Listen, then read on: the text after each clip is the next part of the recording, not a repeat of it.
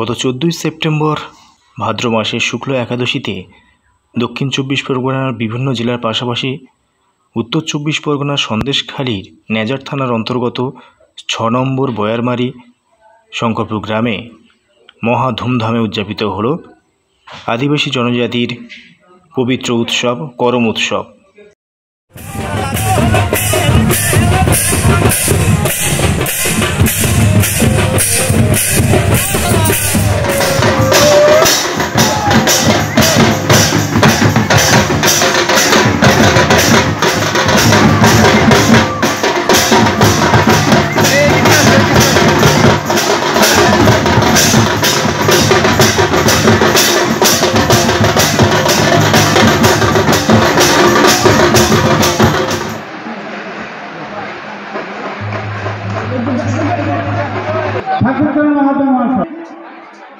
আমরা তাদেরকে সম্মান দিই। সুব্রত বাবু তাকেও বরণ করে নিচ্ছি আমরা। আমাদের সর্বশেষ দিদি আমাদের এই সংগঠনের বর্তমান সভাপতি মধুসূদন নাথ মহাশয়, তাদের অশ্বিনী মহাশয়। সন্দেশখালী নেজাট তার অন্তর্গত একটি বিরসা মুন্ডা জনজাতি যে জনকল্যাণ সমিতি রয়েছে তাদের পূজা প্রাঙ্গণে এবং আজকের একটি অনুষ্ঠানও রয়েছে। এখানকার যে জনজাতি যারা রয়েছেন তাদের একটি বিশেষ অনুষ্ঠান রয়েছে, তারা এখন পুজো পাঠ চলছে।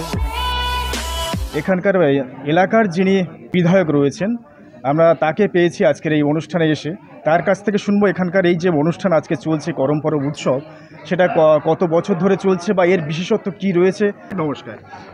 দেখুন, এখানে আজকে যে সারা পশ্চিমবাংলা জুড়ে করম উৎসব হচ্ছে, সুন্দরবন বিরসা মুন্ডা আদিবাসী উন্নয়ন সমিতি দীর্ঘদিন যাবৎ এলাকার আদিবাসী মানুষদের সংগঠিত করে এবং তাদের কৃষ্টি কালচারকে সামনে রেখে তারা এই করম উৎসব করে আসছে। এবং ইতিমধ্যে এই করম উৎসবকে কেন্দ্র করে যে মানুষের কাছে যে বার্তা দেওয়া, যে একটা আদিবাসী মানুষরা গাছকে পুজো করে, গাছ লাগান দেশ বাঁচান, গাছ লাগান সমাজ বাঁচান, এই সমস্ত বার্তা নিয়ে কিন্তু সুন্দরবন বিরসা মুন্ডা দীর্ঘদিন যাবৎ এই আদিবাসী করম উৎসব করে আসছে। এলাকার মানুষ অতি উৎসাহের সঙ্গে করছে এবং সর্বোপরি কত বছর ধরে চলছে?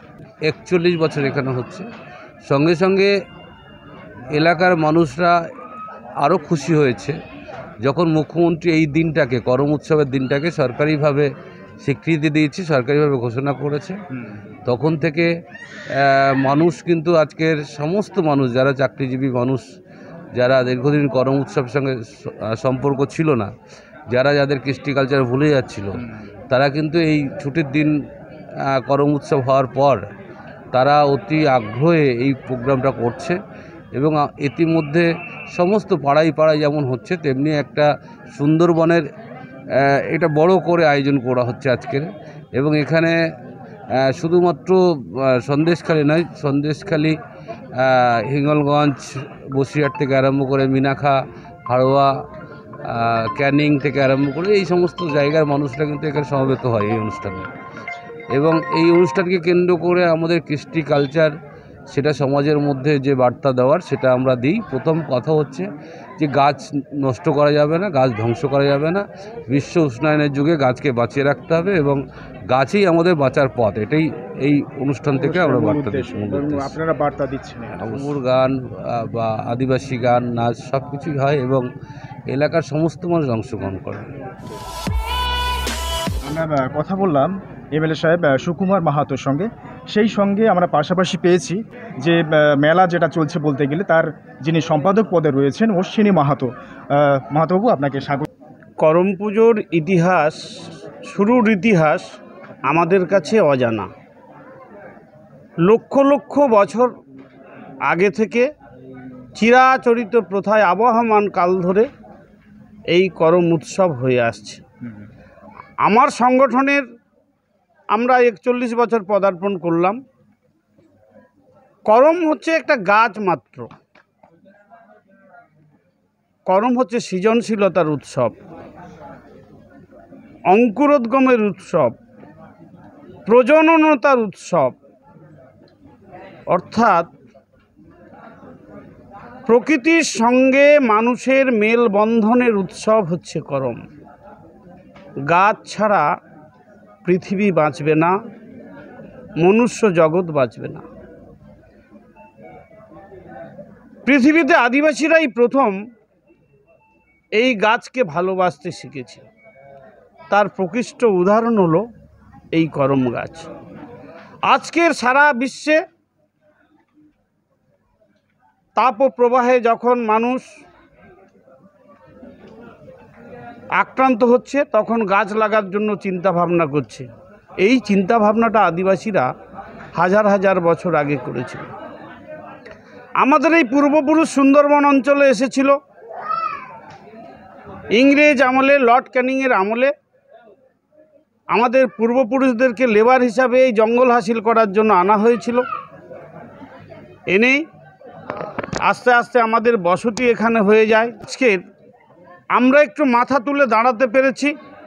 আমাদের সমাজের শিক্ষার হার, বিশেষ করে যে অঞ্চলে করম হচ্ছে সেই অঞ্চলের আদিবাসীদের পাশের হার অন্যান্য শ্রেণীদের থেকে অনেক বেশি, চাকরির হারও অনেক বেশি। আমরা এই করম পুজোর মাধ্যমে একটা বার্তা দিতে চাই, যে বার্তার মাধ্যমে সমাজে আরও আদিবাসী ছেলেমেয়েরা, পিছিয়ে পড়া ঘরের ছেলেমেয়েরা, আমার প্রতিবেশীর ছেলেমেয়েরা, অন্যান্য শ্রেণীর ছেলেমেয়েরা যাতে আমাদের পথ অনুসরণ করে, শিক্ষার পথ অনুসরণ করে এগিয়ে যায়, এটাই হচ্ছে আমাদের সংগঠনের বার্তা, মেলবন্ধনের বার্তা। আজকে এই অনুষ্ঠান বা এখানে যিনি পৌরোহিত্য করছিলেন তিনি সবিস্তারে বলেছেন, আপনারা জানেন। আমি যেটা বলতে চাই যে যে জন্মে আদিবাসী মানুষের লড়াই, যে জল, জমি এবং জঙ্গলে, এই করম পূজা তখনই সার্থক হবে যখন আমরা জল, জমি এবং জঙ্গলের যে অধিকারের জন্য লড়াই, সেই জল, জঙ্গল এবং জমি সেটা ধ্বংস হবে না। তার আগে আমি এখানে বাবা সাহেব আম্বেদকর, বিরসা মুন্ডা, ভগবান বিরসা মুন্ডা, তাদেরকে আমার অন্তরের শ্রদ্ধা জানাই। করম উৎসবে আমাদের যারা আদিবাসী ভাই বোন আছে, কুর্মী ভাই বোন আছেন, তারা মেতে ওঠে।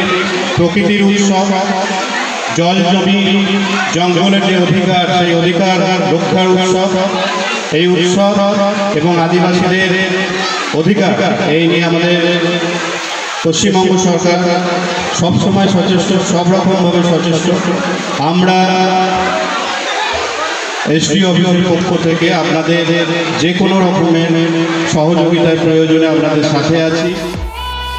তো করম গাছ, যেটাকে করম করা হয়, এবং যে সমস্ত করমের অংশগ্রহণকারী যে সমস্ত ব্রতী যারা রয়েছেন, সারাদিন উপোস করে ওনারা মানে যুব এবং যৌবনের প্রতীক, নবযৌবনের প্রতীক, যে সমস্ত সৃষ্টির প্রতীক, সেগুলোকে পুজো অর্চনা করেন, সৌভাগ্যের প্রতীক, এবং এতদ অঞ্চলের সমস্ত শুভ কামনার প্রতীক, আশীর্বাদ প্রাপ্ত কামনা করেন ঈশ্বরের কাছে। যে করম দেবতা বা যিনি রয়েছেন ওনাদের দেবতা, তাদের কাছে আশীর্বাদ প্রার্থনা করেন এলাকার সৌভাগ্য বৃদ্ধি, নিজেদের যারা পারিবারিক লোকজন আছে সবার সৌভাগ্য বৃদ্ধি কামনা করে মূলত এই পুজো করা হয়।